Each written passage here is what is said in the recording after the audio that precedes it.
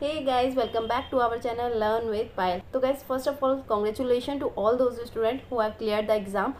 मैंने आप लोग के सबके मैसेजेस पढ़े, आप लोगों ने काफ़ी अच्छे मार्क्स स्कोर करे एंड थैंक यू मुझे इस जर्नी का पार्ट समझने के लिए एंड इतने अच्छे मार्क्स स्कोर करने के लिए। एंड जो सबसे ज़्यादा हाईएस्ट मार्क्स आए हैं मैं उनका एक बार नाम अनाउंस करना चाहूँगी, भूपेंद्र सैनी, जिन्होंने 86 मार्क्स स्कोर करे हैं। तो ये 86 मार्क्स अपने आप में एक बड़ी बात हो जाती है। तो congratulations Bhupen, you have got such an good marks. लेकिन एज वी नो ICAI का 100% रिजल्ट तो रहता नहीं है, काफ़ी लोग ऐसे भी हैं जो एग्ज़ाम क्लियर नहीं कर पाए हैं, ग्रुप क्लियर नहीं कर पाए हैं।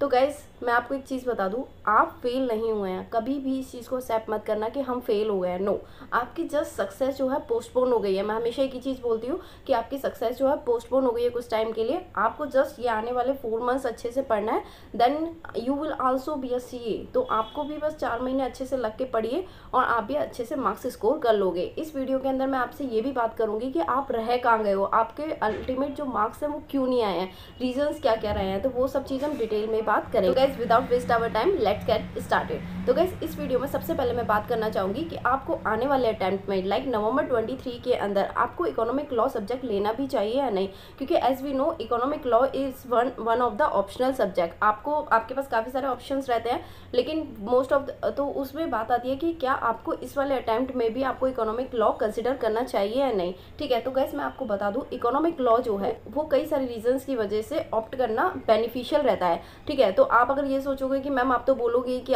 करना चाहिए, आपका सब्जेक्ट है, तो मैं पहली बात बता दूं मैं आपसे कुछ भी चीज़ चार्ज नहीं करती हूँ। तो यहाँ पर जो इकोनॉमिक लॉ है वो ऑप्ट क्यों करना है वो मैं विद द रीजंस आपको बताऊंगी। तो अगर सबसे पहले जो रीजंस है इकोनॉमिक लॉ ऑप्ट करने का वो ये है कि यहाँ टोटल हमारे सिर्फ 7 चैप्टर्स हैं। ठीक है, बहुत लिमिटेड सिलेबस। 7 चैप्टर्स में से 3 चैप्टर्स जो है वो आपके ग्रुप 1 के लॉ में से आ जाते हैं, एज इट इज उठकर आ जाएंगे। ठीक है, जो इंपॉर्टेंट चीज़ है वो आराम से कवर हो जाएंगी वहाँ पर। तो आपके बता दूँ कौन कौन से चैप्टर्स हैं जो आपको वैसे पता होगा, लेकिन फिर भी आपको बता दूँ, आपको IBC, फेमा एंड आपका जो हमारा फॉर्मूला है, ये तीनों चैप्टर्स जो है हमने ग्रुप 1 में काफ़ी अच्छे से पढ़े हैं, क्योंकि वो हमारे इंपॉर्टेंट चैप्टर्स में से आते हैं। तो वो सारे तीनों के तीनों चैप्टर आपको यहाँ भी देखने को मिल जाएंगे। अब बच जाते हैं हमारे बाकी के 4 चैप्टर, जो कि आपको पता है रेरा, कॉम्पिटिशन एक्ट और बेनामी। काफ़ी छोटे चैप्टर है, 1-1 घंटे के चैप्टर है, आप आराम से कवर कर लोगे। इसके साथ साथ एक सरफेसी भी इसमें आ जाता है, जो कि हमारा पहले ग्रुप 1 में होता था, अब नहीं है।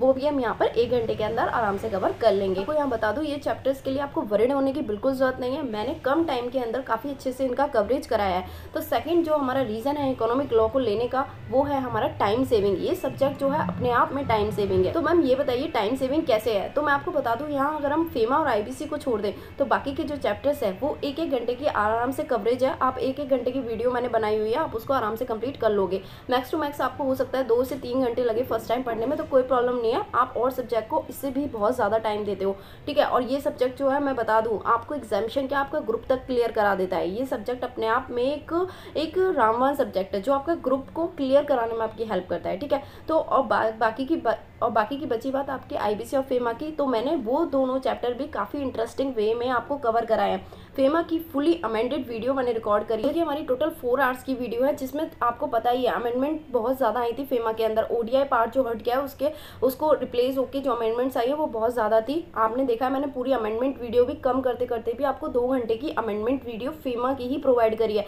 तो 4 घंटे के अंदर मैंने पूरा चैप्टर आपका फेमा कवर करा है, जिसमें मैंने सब कुछ कवर करा हुआ है। आप उसको कवर करोगे ना, वहाँ से आपको क्वेश्चंस देखने को मिल जाएंगे। ठीक है, तो इम्पोर्ट प्रोसीजर जो कि हमारा पहले ICAI ने इनकॉर्पोरेट नहीं कर रखा था, अब ICAI ने सिलेबस में इनकॉर्पोरेट कर दिया, तो वो भी आपको मैंने कम टाइम के अंदर समझा दिया है। ठीक है, तो आप क्या है फेमा और IBC को बिल्कुल नहीं छोड़ोगे। फेमा को छोड़ने से पहले जस्ट कमेंट सेक्शन में कमेंट्स पढ़ना, लोगों ने कितना अच्छे से जो छोड़ रहे थे ना उन्होंने भी काफ़ी अच्छे कम टाइम के अंदर उसको कवर करा और मार्क्स भी अच्छे स्कोर करे। तो फेमा IBC भी आपको नहीं छोड़ना है, ये हमारे A कैटेगरी चैप्टर है, बिल्कुल आपको कवर करने हैं। तो गाइस इस तरीके से आपका अगर मैक्स टू मैक्स देखें ना, पूरा टाइम आपको इकोनॉमिक लॉ को पढ़ने में मैक्स टू मैक्स आपको 14 to 15 आवर्स लगेंगे। ठीक है, तो ये हमारा एक तरीके से टाइम सेविंग सब्जेक्ट भी है। ठीक है, अब बात कर लेते हैं ये हमारा इजी एंड स्कोरिंग सब्जेक्ट भी है। अब मैं बात करूँ अगर स्कोरिंग की, तो गाइस आपको बता दूँ स्कोरिंग क्यों है। आपको पता है नवंबर 22 के अंदर आपको 2 केस स्टडी सेम देखने को मिल गई थी, आपको 2 केस स्टडी एग्जाम में देखने को मिल गई थी। आपको पता है टोटल 5 केस स्टडी आती है, जिसमें से आपको 4 करनी होती है, जिसमें से 2 case study as it is आपको नवंबर 22 2022 के एग्जाम में देखने को मिल गई थी, थोड़ा बहुत चेंज करके। और जो अभी हमारा May 23 अटैम्प्ट गया, आपको पता ही होगा May 23 में हमारी 3 case study as it is उठकर आई है। तो आप खुद सोचो ना, 75 मार्क्स आपको दिखाया आपको देखने को मिल रहा है, तो आपको क्यों नहीं मार्क्स अच्छे आएंगे। लेकिन यहाँ हो सकता है काफ़ी लोग ऐसे भी हैं जिनका स्कोर नहीं हो पाया, तो उनके रीजन जो है वो मैं लास्ट में आपको बताऊंगी कि क्या प्रॉब्लम्स रही हैं।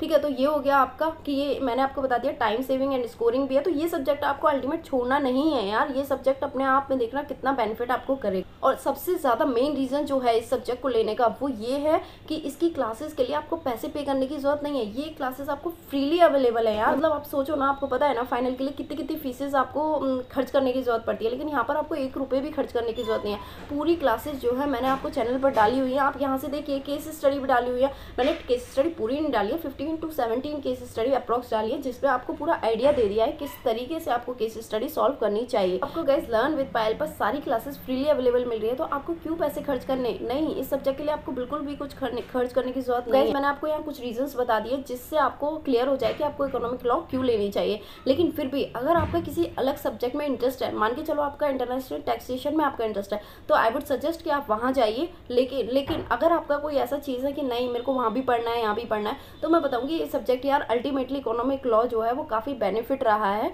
लोगों को इसको ऑप्ट करने पे काफ़ी बेनिफिट मिला है। अब वो अलग बात है ICAR बहुत ज़्यादा डिफिकल्ट पेपर बना दे, लेकिन फिर भी देख लेना तब भी आप कर लोगे, क्योंकि यहाँ सिलेबस जो है वो बहुत लिमिटेड है। और मैंने अपने लेक्चर्स के अंदर आपको निमोनिक कोड्स वगैरह यूज़ करके आपको लर्न करनी भी चीज़ें सिखाई हैं। जो इंपॉर्टेंट चीज़ें मैं आपको बोलती हूँ उसको लर्न करिए, मत सोच कर जाओ कि वहाँ पर मैं बुक ओपन करूँगा और वहाँ से मैं कर लूँगा। आपको पता है एग्जाम कम आने के पीछे एक रीज़न ये भी है कि 4 आवर्स आपके कम पड़ जाते हैं, आपका पेपर छूट तक जाता है। यस, काफ़ी सेम पेपर मिलने के बाद भी आप पेपर को छोड़ आते हैं, क्योंकि आपने क्या है यहाँ पर प्रॉपर टाइम मैनेज नहीं किया, आपको किस तरीके से पढ़ना चाहिए, किस तरीके से पेपर सॉल्व करना चाहिए, जो कि मैं कितनी बार बता चुकी हूँ। फिर भी आपने मुझे जितना मैसेज मिले हैं कि मैम हम टाइम मैनेज नहीं कर पाए, ठीक है, तो वो रीजंस कहीं ना कहीं आपके वो प्रॉब्लम्स रही हैं, ठीक है, तो वो हम बाद में और डिस्कस करेंगे। तो गाइज उसको डिस्कस करने से पहले मैं आपको यहाँ पर कुछ चीज़ें अनाउंस करना चाहूँगी, कुछ चीज़ें जो अनाउंसमेंट मैं लेकर आई हूँ वो आपको बता दूँ। तो गाइज मैंने यहाँ पर सोचा कि आपको एक टेस्ट सीरीज ला कर दूँ, क्योंकि गाइज जितना मैंने देखा है ना, मैंने जितना नोटिस करा है कि आप क्या है प्रैक्टिस में लैकिंग कर रहे हो, और आपको ये कोई बताने वाला नहीं रहता कि आपकी गलती कहाँ रही है। तो मैंने सोचा है कि मैं एक टेस्ट पेपर लाऊं जिसको चेक भी मैं ही करूंगी, ठीक है, टेस्ट पेपर भी मैं ही बनाऊंगी, आपको चेक करके भी मैं दूंगी, और आपको चेक करने के साथ साथ प्रॉपर रीजन वहाँ पर लिखा होगा कि आपकी गलती क्या है, आपको करना क्या था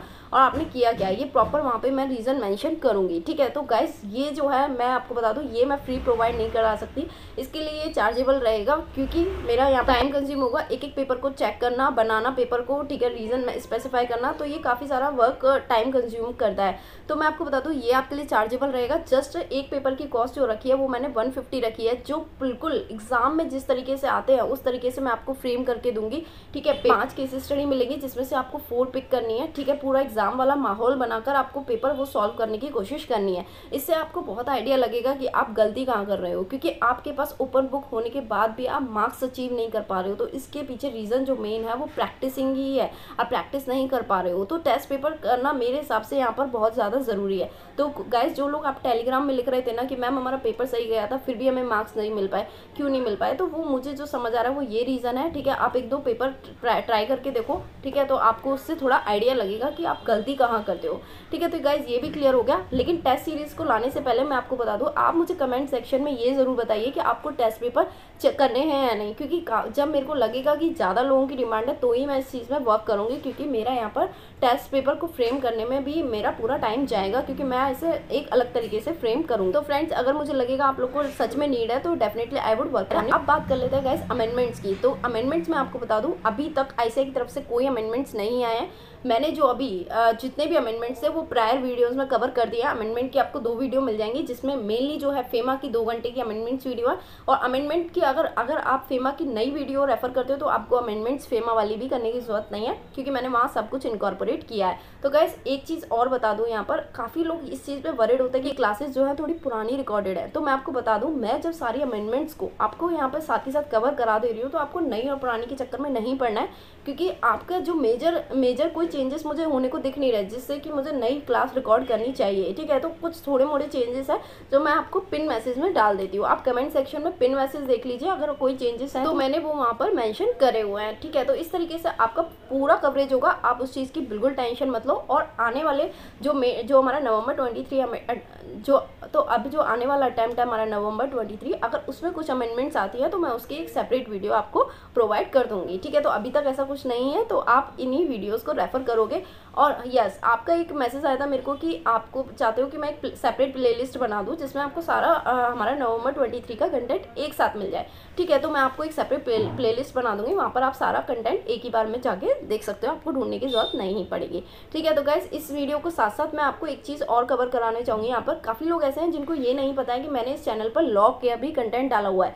लॉ और ऑडिट के तो चलो मैंने 3-4 चैप्टर्स डाले हैं, जैसे टैक्स ऑडिट है, उसमें लोग परेशान होते हैं, तो मैंने थोड़ा ईजी वे में उसको कराया। कारो 2020 है, उसको थोड़ा इजी वे में कराया है, ठीक है। तो वो चीज़ें हैं, अगर आप करना चाहो तो कर सकते हो। लॉ के लिए मैं आपको बता दूं, लॉ का काफ़ी लोगों को बेनिफिट हुआ है, तो इसलिए मैं आपको बता दूं, लॉ में जो है वो मैंने एक कैटेगरी चैप्टर्स जो है वो पूरे वहाँ पर डाले हुए हैं, और सारे चैप्टर्स जो है वो 1 से सवा घंटे के अंदर कवर कराए हुए हैं। सारे चैप्टर एक एक घंटे के ऑलमोस्ट कवरेज कराया हुआ है। तो आप लॉ के एक कैटेगरी चैप्टर्स आप चाहो तो वहाँ से कवर कर सकते हो, ठीक है। तो ये मुझे थोड़ा बताना था आपको, तो आपको अगर चाहिए तो आप वहाँ से देख सकते हो। एक मैंने SCMP का बजटरी कंट्रोल डाला है, जिससे काफ़ी लोगों को बेनिफिट हुआ है, क्योंकि मैंने वहाँ पे निमोनिक्स यूज़ करे हैं कि आप इसको लर्न कैसे कर सकते हो। आप चाहो तो उसे भी देख सकते हो, ठीक है। तो ये चीज़ मैंने आपको थोड़ी बता। तो गाइस, अब बात कर लेते हैं, आप मार्क्स क्यों नहीं स्कोर कर पाए हो। लाइक सेम केस स्टडी आने के बावजूद भी आपके अच्छे मार्क्स नहीं आए हैं, ठीक है। तो मैं सबके लिए नहीं बोल रही हूँ, आई नो मेरे काफ़ी सारे ऐसे स्टूडेंट्स हैं जिन्होंने 70 to 80 मार्क्स के बीच में रेंज जो मैक्सिमम रही है वो 70 to 80 मार्क्स के बीच में रही है। तो अगेन कॉन्ग्रेचुलेशंस यार, आप लोगों ने सच में बहुत हार्डवर्क किया है। ये आप लोग का ही हार्डवर्क है जो आपने इतने अच्छे से मार्क्स स्कोर करे हैं। लेकिन यहाँ मैं बात कर रही हूँ जो लोग स्कोर नहीं कर पाए हैं सेम केस स्टडी आने के बावजूद भी। तो मैं यहाँ आपको गाइस कुछ रीजंस बताऊंगी, आपको जस्ट वो देखना है कि क्या रीजंस आपके रहे हैं, वो आपको फाइंड आउट करना है। देखो, फिर से पढ़ाई स्टार्ट कर देना इज नॉट द सॉल्यूशन। पहले आपको अपने रीजंस पता होने चाहिए, तब आप स्टडी को स्टार्ट कीजिए। सेम वे में नहीं करनी है, ठीक है। तो रीजंस आपको फाइंड आउट करने से मैं आपको बता दूं, यहाँ सबसे पहला रीजन जो रहा है वो आपका रहा है lack of practice of case study digest. आपने केस स्टडी डाइजेस्ट हो गया, MTP क्वेश्चन पेपर हो गया, ये आपने बिल्कुल नहीं देखे हैं। मतलब मेरे को जितना समझ आ रहा है आपने देखे भी है तो पूरा प्रैक्टिस नहीं किया है। देखो, जब आपको स्टडी मटेरियल से पढ़ने के लिए मैंने कम टाइम में कवरेज करा दिया, तो आपको मैक्सिमम टाइम जो है वो केस स्टडी डाइजेस्ट पे लगाना है। आपको एक एक केस स्टडी प्रैक्टिस करके देखने हैं। देखो यार, कुछ तो करिए। 55-60 अप्रॉक्स केस स्टडी है, उसमें से कम 30 to 40 केस स्टडी तो करिए, क्योंकि अगर सेम उठ कर आई है, जब उनको प्रैक्टिस ही नहीं करोगे तो कैसे पता चलेगा। क्योंकि कुछ लोगों को पता ही नहीं चला भाई कि ये सेम आई है, नहीं पता चला। तो अगर वहाँ पे कुछ स्लाइडर चेंज कर दे तो आप तो वो भी फाइंड नहीं कर पाओगे। इसीलिए क्या है, आपको अगर सेम केस स्टडी भी फाइंड आउट करनी है ना, उसके लिए आपको केस स्टडी डाइजेस्ट प्रैक्टिस करना चाहिए। तो आपको केस स्टडी डाइजेस्ट जो है वो अच्छे से प्रैक्टिस करना है, ठीक है। उसके लिए मैंने आपको 15 to 17 केस स्टडी डाली। वो डालने का पर्पस मेरा ये रहा है कि आपको एटलीस्ट ये तो पता चले केस स्टडी सॉल्व किस तरीके से करी जाती है, तो एटलीस्ट आप वो तो कवर करिए, ठीक है। तो केस स्टडी डाइजेस्ट हो गया। आपको MTP क्वेश्चन पेपर मैंने आपको बताया, कम से कम 1-2 क्वेश्चन पेपर आप एग्जाम वाले माहौल में लिखकर, जैसे लिखना चाहिए वैसे लिखकर प्रैक्टिस करके तब जाइए एग्जाम में। बिल्कुल आप ये नहीं है पढ़ाई करिए और वहाँ पहुँच। जैसे आप और सब्जेक्ट्स के लिए क्वेश्चन पेपर प्रैक्टिस करते हैं ना, ऐसे ही आप इसके लिए 1-2 क्वेश्चन पेपर प्रैक्टिस तो करिए, क्योंकि ये सब्जेक्ट देखो, ये सब्जेक्ट अपने आप में ही आपको अच्छे मार्क्स दिलाने वाला है। तो क्या आप इसके लिए इतना भी एफर्ट्स नहीं डालना चाहते, 1-2 क्वेश्चन पेपर प्रैक्टिस करके जाइए। सेकंड जो रीजन रहा है वो लैक ऑफ टाइम मैनेजमेंट रहा है, क्योंकि काफ़ी लोग पेपर ही कंप्लीट नहीं कर पाए हैं। ओपन बुक होने के बावजूद, 4-4 घंटे होने के बावजूद भी आपका पेपर कंप्लीट नहीं हुआ है, ठीक है। तो वो मैं आपको बताऊंगी किस तरीके से आपको पेपर कंप्लीट करना चाहिए, तो आपको वो चीज़ें फॉलो करनी है। पेपर पैटर्न देख लेते हैं, काफ़ी लोगों को पेपर पैटर्न का भी आइडिया नहीं है, तो मैं एक बार बता देती हूँ। पेपर पैटर्न कुछ इस तरीके से रहेगा इकोनॉमिक लॉ का। टोटल 5 केस स्टडीज आएंगी आपकी, जिसमें से आपको अटेम्प्ट करनी होगी एनी 4 अटेम्प्ट करनी रहेगी, जिसमें से 25 मार्क्स की ईच की एक केस स्टडी रहेगी, ठीक। अब बात करते हैं कि एक केस स्टडी में आपको कितना टाइम देना चाहिए। वैसे तो सिंपल मैथ बनता है कि 4 केस स्टडी 4 घंटे में करनी है, तो आपको 1 केस स्टडी 1 आवर में कंप्लीट करनी है। लेकिन फिर भी मैं आपको बोलूंगी कि आप कोशिश करना है केस स्टडी को सॉल्व करने के लिए 45 to 50 मिनट्स में, क्योंकि कोई केस स्टडी काफी लेंथी भी हो सकती है, तो वहाँ आपके पास प्रॉपर टाइम होना चाहिए लास्ट में उसे सॉल्व करने के लिए। तो कोशिश करो आपको 50 मिनट्स के ऑन एन एवरेज एक केस स्टडी कंप्लीट कर देनी है, ठीक। ये चीज आपको जरूर याद रखनी है कि कभी भी केस स्टडी आपको स्टार्टिंग ऑफ द क्वेश्चन से रीड नहीं करनी है। Never start reading from the starting of the question. आपको स्टार्ट करना है from the question of which you have to answer. मतलब नीचे जो क्वेश्चन ये होते हैं ना, जिसका आपको आंसर देना है, आपको पहले वो क्वेश्चन रीड करने हैं। आपको क्वेश्चन से आइडिया लग जाएगा कि बेसिकली किस एक्ट से ये पूरी केस स्टडी पूछी गई है। और जब आपको क्वेश्चन से आइडिया लग जाएगा ना कि किस किस एक्ट से उठाई है ये केस स्टडी, तो आपको जब स्टार्टिंग से केस स्टडी रीड करोगे तो क्वेश्चन को ध्यान में रखते हुए आप केस स्टडी रीड कर पाओगे। और इस तरीके से जब आप क्वेश्चन रीड करोगे ना, आपको फर्स्ट 15 मिनट में ही आप डिसाइड कर लोगे कि आपको कौन सी केस स्टडीज आपको लीव करनी है। मतलब आपको पता चल जाएगा कि कौन कौन से एक्ट से उठाई है, और आपका जो एक्ट वीक है तो आप उस केस स्टडी को उस हिसाब से छोड़ सकोगे। ठीक, क्योंकि अगर आप स्टार्टिंग से इस केस स्टडी को रीड करना स्टार्ट करोगे तो उस केस में आप फर्स्ट 15 मिनट्स में फाइंड नहीं कर पाओगे कि आपको कौन सी केस स्टडीज लीव करनी है। क्योंकि फर्स्ट 15 मिनट्स में जब आप सारी केस स्टडीज रीड ही नहीं कर पाओगे तो केस स्टडी छोड़नी कौन सी है ये डिसाइड करना तो बहुत दूर की बात है। देखेंगे जो ईच केस स्टडीज जो रहती है वो हमेशा मिक्स ऑफ 2-3 एक्ट होती है। कभी मत सोचना एक चैप्टर से एक केस स्टडीज बनाकर पूछ लेंगे, ऐसा नहीं है। वो कॉम्बिनेशन देते हैं मिनिमम, तो उसमें 2 कॉम्बिनेशन रहता है, 2 एक्ट का कॉम्बिनेशन रहता है, 2 से 3 एक्ट को मिलाकर एक केस स्टडी बनाकर वो आपसे पूछते हैं। तो ईच केस स्टडी रहती है, उसमें एमसीक्यू पार्ट जो रहता है वो 10 मार्क्स का रहता है, जबकि डिस्क्रिप्टिव पार्ट जो रहता है वो रिमेनिंग 15 मार्क्स का रहता है। टोटल 25 मार्क्स की एक केस स्टडीज रहती है। बात करते हैं most important thing, how can you save your time during the exam. Exam के टाइम हर कोई चाहता है कि टाइम को कैसे सेव कर सके, तो मैं आपको बता देती हूँ। अगर आपके एमसीक्यू टाइप क्वेश्चंस है तो पहली बात तो मैं आपको बता दूं, सारे एमसीक्यू क्वेश्चन आपको अटेम्प्ट करके आने हैं, क्योंकि जो एमसीक्यू क्वेश्चन होते हैं ना वो इजी एंड स्कोरिंग होते हैं। आपको जब आप केस स्टडी डाइजेस्ट भी सॉल्व करोगे ना, आप देखोगे एमसीक्यू पार्ट जो है वो बहुत इजी पूछा जाता है, एग्जाम में भी इजी आते हैं एमसीक्यू। तो आपको कोशिश करनी है सारे ही आपको सॉल्व करने हैं एमसीक्यू, वो आप छोड़ोगे नहीं। तो अब बात कर लेते हैं एमसीक्यू पार्ट में हम कैसे टाइम को सेव कर सकते हैं। आपको टिक करने हैं on all question paper first. पहले पेपर पे टिक कर लो, जो आंसर है सारे क्वेश्चंस के वो पेपर पर ही टिक कर लो, फिर बाद में बुकलेट में फिल करना। ऐसा मत करना पहले आपने देख लिया क्वेश्चन में 1 का बी पार्ट है तो बुकलेट में बी पर मार्किंग कर आ रहे हो, ऐसा नहीं करना है। क्वेश्चन पेपर में नेक्स्ट रीड करा फिर उसका आंसर साथ के साथ बुकलेट में मार्किंग कर आ रहे हो, ऐसा मत करना। आप पहले क्वेश्चन पेपर में सबकी टिक लगा लो, फिर बुकलेट को फिल करना इजी भी रहता है। ठीक है, आप एमसीक्यू में टाइम सेव कर सकते हो। नेक्स्ट देख लेते हैं डिस्क्रिप्टिव पार्ट में कैसे टाइम को सेव किया जा सकता है। आपको फर्स्ट 15 मिनट जो हमारा रीडिंग टाइम होता है बेसिकली, उसमें क्या करना है, if you are able to recall from where this provision is pick up, write the page number there। ठीक है, आपको क्या है, अगर आप फर्स्ट 15 मिनट में क्वेश्चन को रीड करते टाइम आपको पता चल रहा है कि हाँ ये फॉर्मूला के उस सेक्शन से रिलेटेड है, तो आपको सिंपल स्टडी मटेरियल में जाकर देखना है कि ये पेज नंबर कौन सा है और क्वेश्चन पेपर में वहाँ साइड में लिख देना है। तो आप जब क्वेश्चन पेपर सॉल्व करोगे तो आप देखना जो आपने रीडिंग टाइम यूटिलाइज करा है यहाँ पर, तो वो आपका कितना हेल्पफुल रहेगा।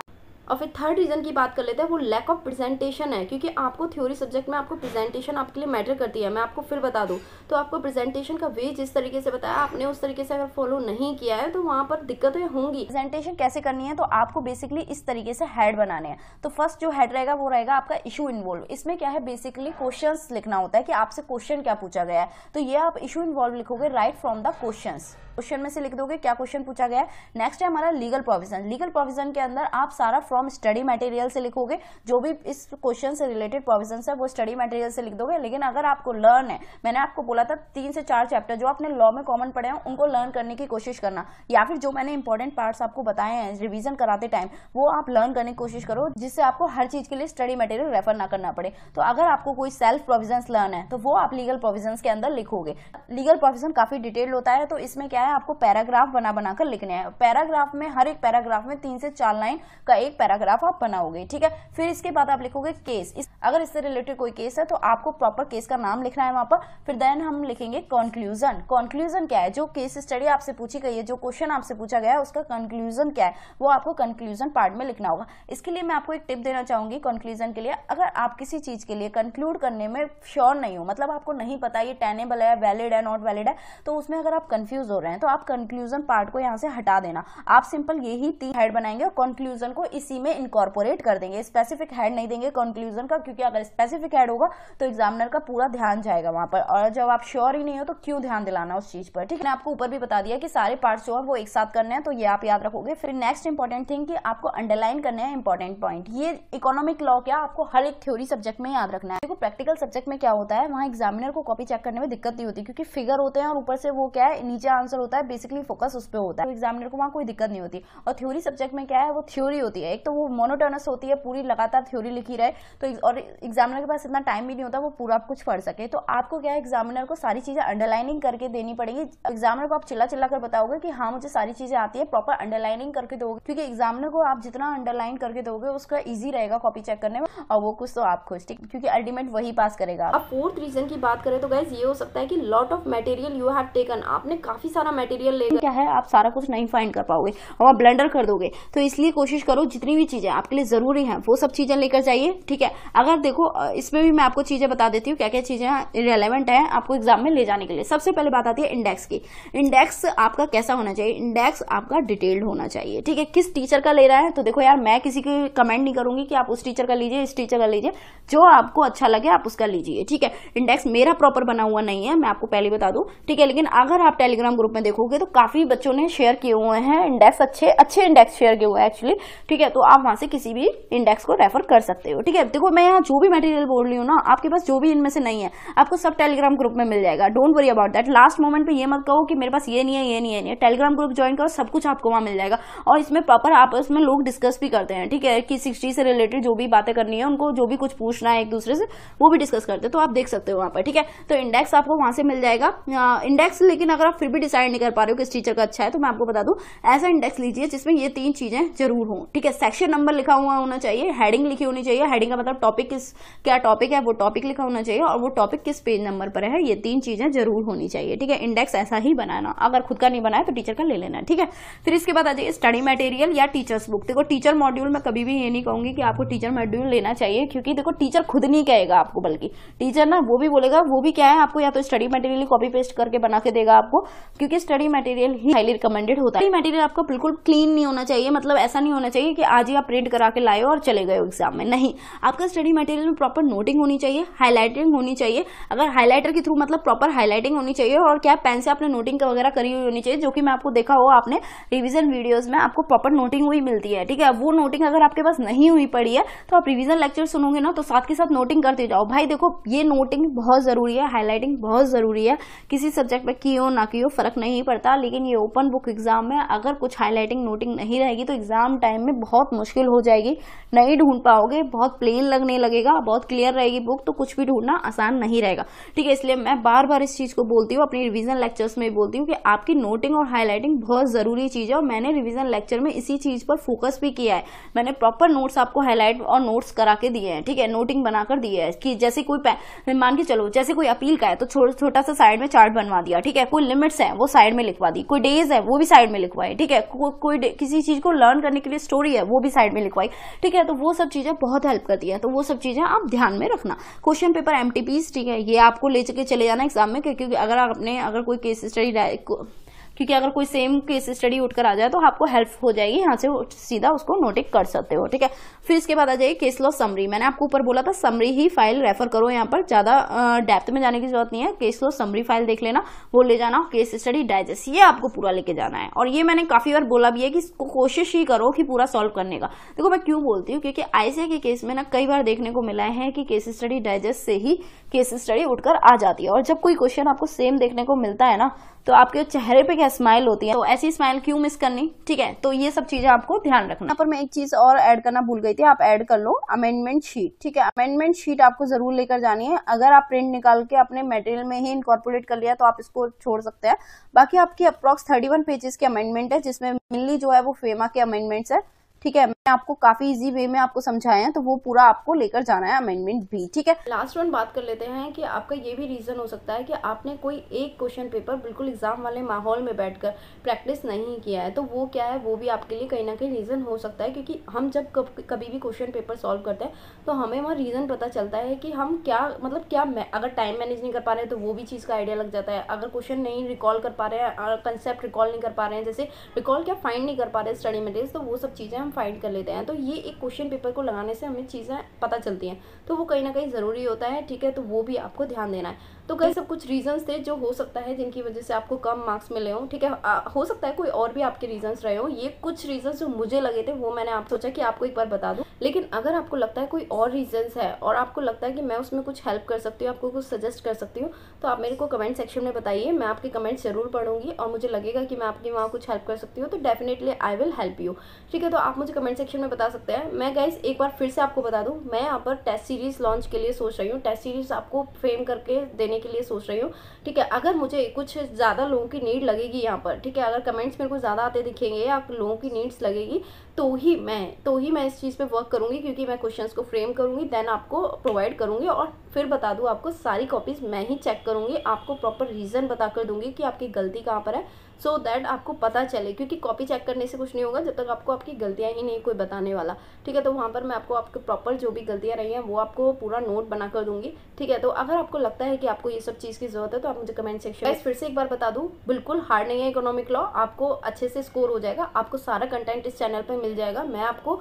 नवंबर 23 के लिए एक सेपरेट प्लेलिस्ट क्रिएट कर दूंगी, सारा कंटेंट आपको वहाँ से मिल जाएगा, आपको जस्ट पढ़ना है, ठीक है। काफ़ी लोगों, देखो यार, अभी ये कौन सी मैंने रिसेंट वीडियो रिकॉर्ड करी थी, लाए हैं ना लोग 70, 80, 86 हाईएस्ट मार्क्स गया है, सोचो यार, ठीक है। तो आप क्यों नहीं ला सकते? आप भी ला सकते हो। आप इन सब चीज़ों को, कंटेंट के पीछे मत भागो इधर उधर, जो कंटेंट है उसी अच्छा से पढ़ने पर फोकस करो, ठीक है। क्वान्टिटी से ज़्यादा क्वालिटी पे फोकस करो, क्योंकि अगर पेपर हार्ड भी आ गया तो आप उसको आराम से कवर कर लोगे। और अगर चैनल पर नए हैं तो आप चैनल को फटाफट से सब्सक्राइब कर लीजिए, जिससे कि आपको अमेजिंग कंटेंट आपको मिलता रहे। क्योंकि मैं एग्जाम टाइम में बहुत ज़्यादा ही कोशिश करती हूँ कि जो जो आपकी चीज़ें हैं वो आपको प्रोवाइड करूँ, तो इसीलिए चैनल को फटाफट से सब्सक्राइब कर लीजिए, ठीक है, जिससे आप मुझसे कनेक्ट रहे और मैं आपकी हेल्प कर सकूँ, ठीक है। तो गाइस मिलते हैं नेक्स्ट वीडियो में, till then take care, thank you.